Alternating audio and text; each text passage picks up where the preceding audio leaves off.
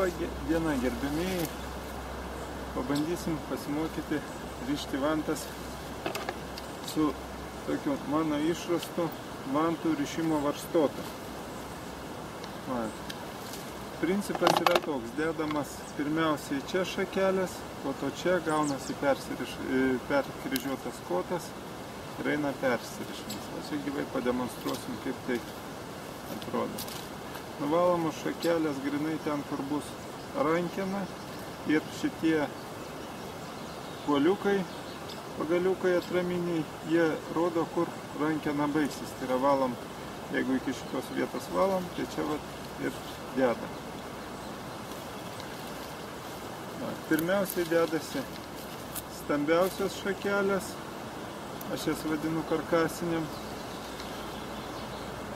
Jos turi baigtis, kai čia kryžiuosis, turi būti šiek tiek ilgesnis.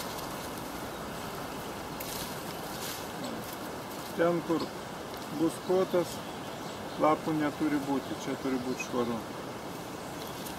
Rišame dabar drebulinę vantą, vieną iš geriausių. Jie sunkiai saugoma, sunkiai laikosi vantelė. Smulkesnės šakelės atidedami šoną, jos irgi prireiks pabaigai.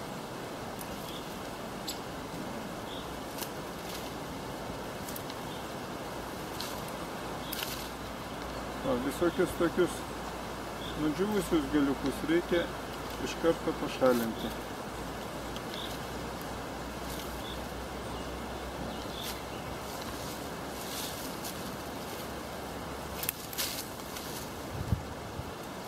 Tokias atidedam į šonus, jos irgi prireiks.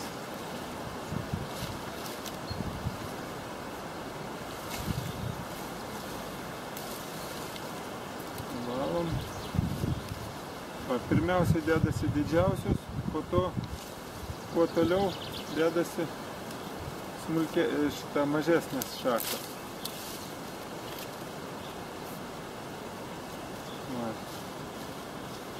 Šitie kuoliukai yra šiek tiek ilgesni, nes ateityje ant jų gulės aukščiau dedamos šakelės. Čia pagrindinis masė jau yra sudėta, reikia finišuoti, paslėpti tuos stambesnės šakelės. Tam naudojamos šitos pradžioje atidėtos smulkios šakelės po kelis lapukus. Jos puikiausiai uždengia.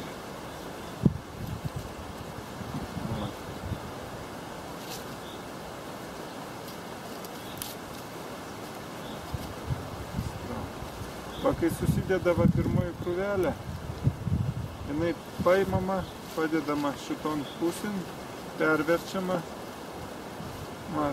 Ir dabar šitie pagaliukai yra ilgesni tam, kad čia šakelės, kai jau guli, čia pasikelia šiek tiek.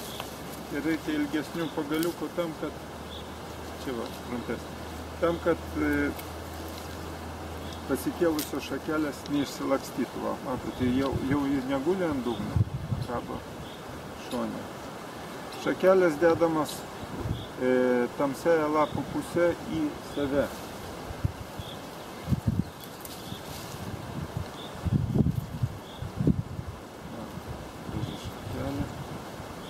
Ir lapai prasideda, jie turi prasidėti ne čia kur nors, ne čia, o būtent iki tų pagaliukų. Tada kotas bus belapis, vanojant rankoje neslidinės.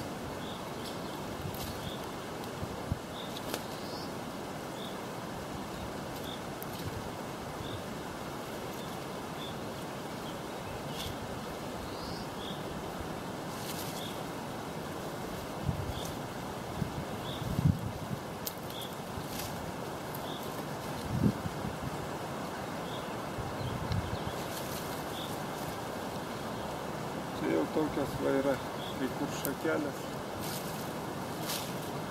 mažytės. Kaip ir sakiau, jos irgi naudojasi. Nulaužti su pirštais negalima, pasinaudosim sekatoriumi.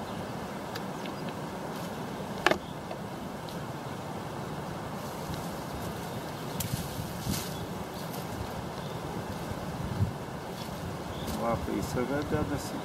Kai susidės vanta, tie lapai žiūrės į žmogų. Lygiai taip pat, kaip medis žiūri į žmogų. Būna klausimų, kada reikia rinkti vantas, kada šakelės yra pasiruošusios. Reikia stebėti medžius ir kai yra dar tokios nesumedėjusios šakelės, kad truputį ankstokai renku, ar nuo anksčiau, vadinasi, dar yra medis per žalias.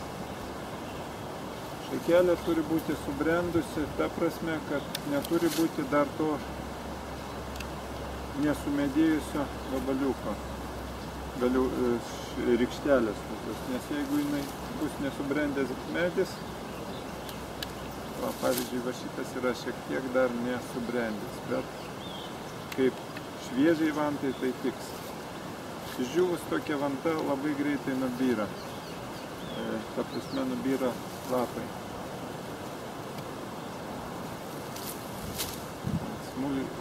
Kaip ir sakiau, smulkias šakeles atsidedam į šoną. Iš karto apvalom, kad nereikėtų vėliau daryti su jom problemų.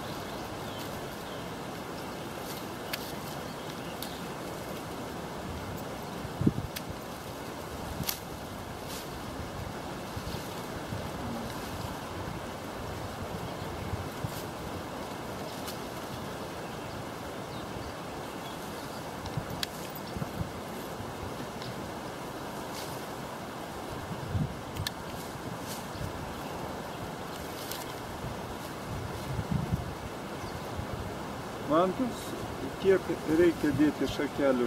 Reikia dėti tiek, kad rezultate vantoj skotas būtų gerame kumšte. Ne storas, ne visai plonytis, nes šakų nebus. O būtent toks, kaip aš vadinu, kumščio dydžio. Tai yra tiek, kiek, sakysim, man vasekatorius telpa, tai tiek turi ir tilpti.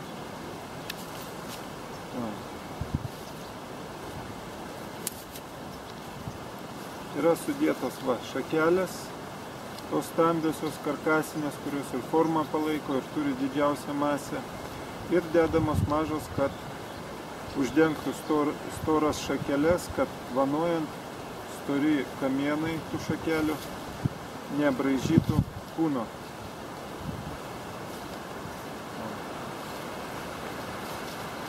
Ir tada nesimato lapų ir vantos gaunasi labai švelniai, minkštai vanojančios.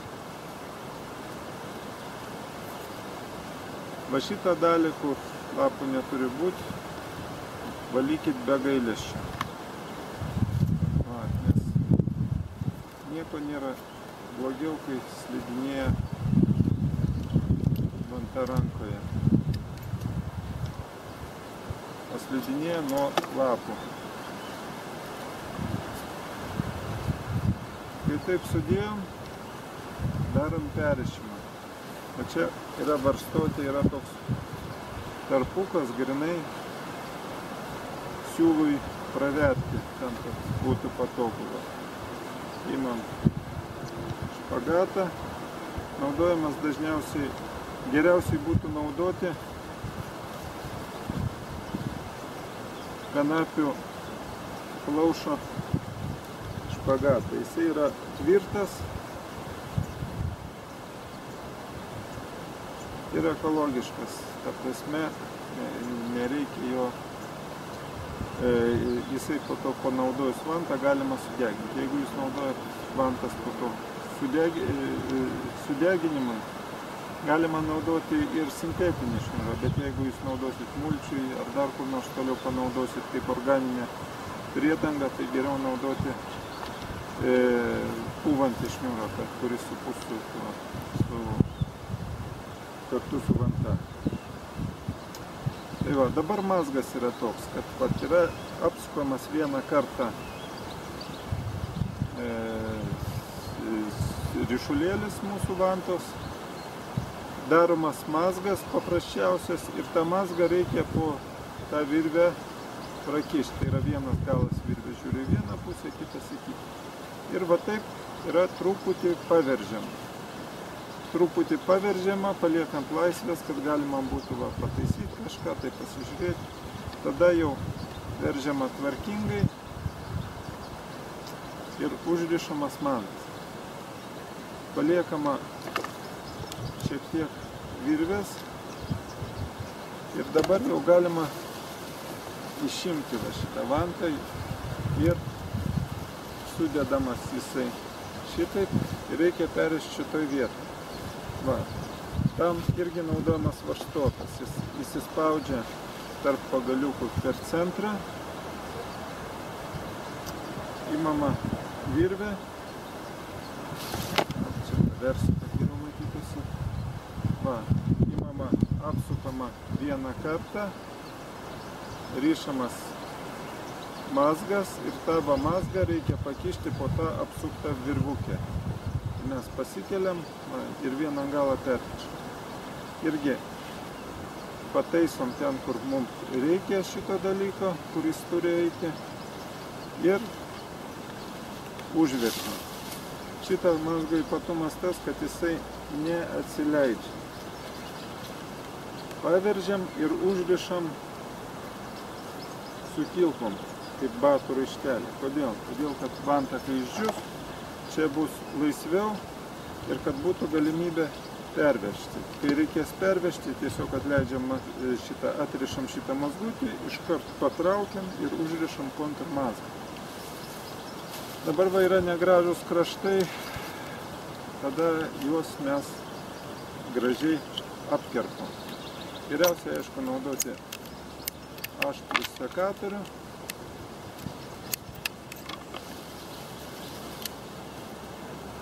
Ir tada be jokių problemų lengvai ir patogiai dirbsi. Dar lieka dvi virvukės. Viena ilga, kita trumpa. Jos padarytos specialiai, kad padaryti vantos kilpą, taip vadinamą.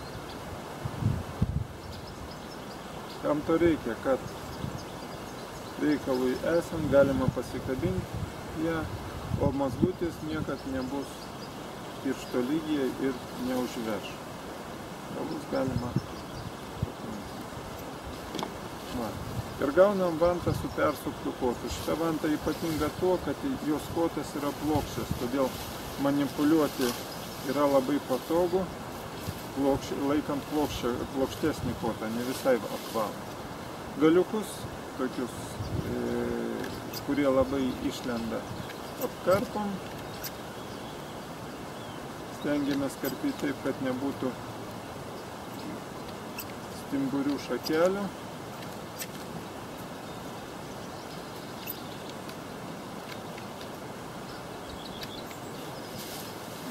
Ypač drebulė to pasižymė, kad turi tokius rykšteles išlindus. Ir prašau, puikiausia vanta, tinkanti džiovinti, vanoti nėra per sunki, nėra per lengva. Važiuosiu į pirmą.